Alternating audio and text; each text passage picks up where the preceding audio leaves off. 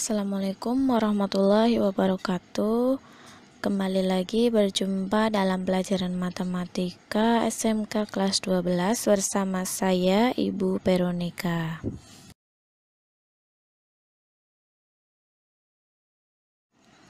Baik, ini profil saya, ada nama lengkap, gelar, pengampu mapel, dan juga alamat lengkap saya. Bisa dilihat ya. Nah, pada pertemuan kali ini kita masih membahas mengenai bab statistika, yaitu mengenai materi ukuran letak data kuartil ya. Oke, langsung saja. Kuartil adalah ukuran yang membagi data terurut menjadi 4 bagian sama besar dan sama banyak. Nah, untuk lebih jelasnya kalian bisa melihat gambar yang sudah Bu Vero sajikan pada slide tersebut. Oke, selanjutnya dari keterangan gambar yang tadi kita lihat, Q1 itu adalah kuartil bawah, Q2 itu merupakan kuartil tengah atau biasa disebut dengan median, dan Q3 itu merupakan kuartil atas. Nah, di mana rumus kuartilnya sendiri bisa kalian lihat di slide tersebut ya. Ini merupakan rumus kuartil data kelompok. Ada QI sama dengan TB ditambah dalam kurung I per 4 kali N dikurangi FK dibagi dengan FI dikalikan dengan P.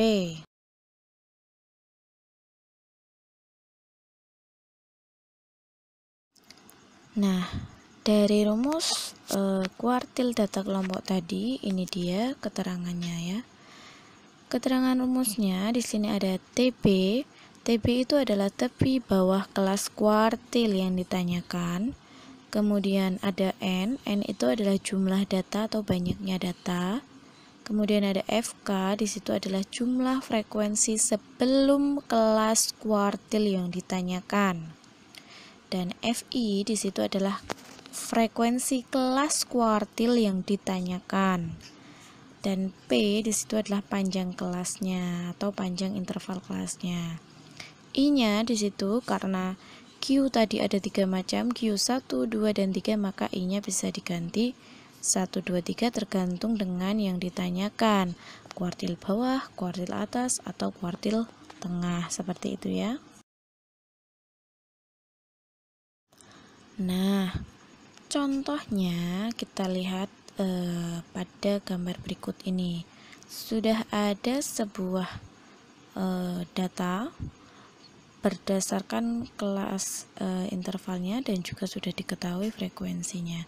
Sekarang tentukan kuartil bawah dari data tersebut. Ingat ya, kuartil bawah yang ditanyakan.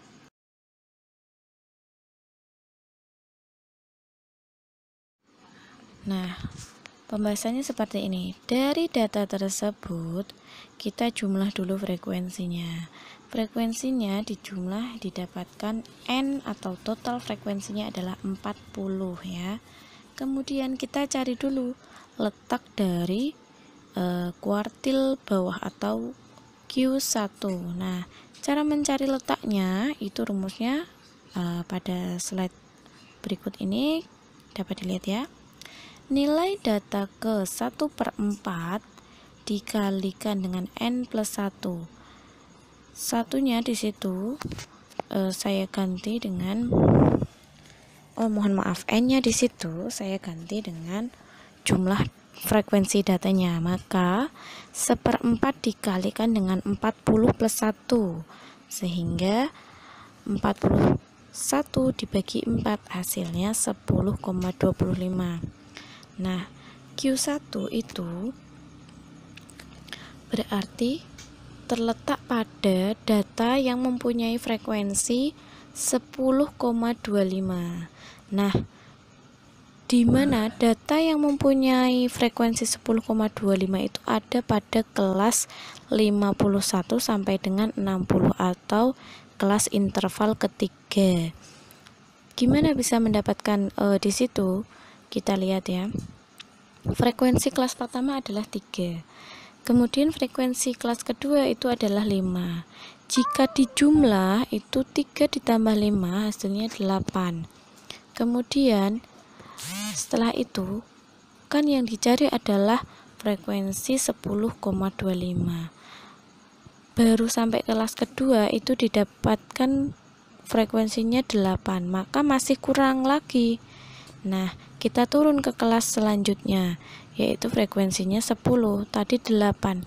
8 ditambah 10 hasilnya 18, maka frekuensi 10,25 itu ada di dalamnya frekuensi yang ke 18 tadi, atau pada kelas ketiga. Maka kuartil bawahnya itu terletak pada kelas ketiga, yaitu data ke-51 sampai dengan 60. Begitu cara mencari letak dari kuartil yang ditanyakan, begitu ya.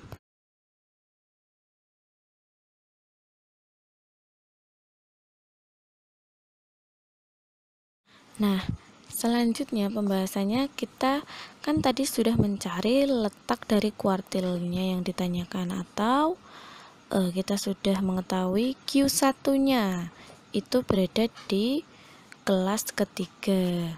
Nah, sekarang kita mencari dulu dari rumusnya, itu kan harus didapatkan TB atau tepi bawah. Terus harus punya juga FK atau frekuensi kumulatif sebelum kelas kuartil yang ditanyakan. Kemudian kita juga harus punya FI-nya, FI kelas kuartil yang ditanyakan, dan juga kita harus mempunyai panjang kelasnya. Maka kita cari dulu TB-nya atau tepi bawahnya, yaitu 51 dikurangi dengan 0,5 sehingga dapatnya 50,5.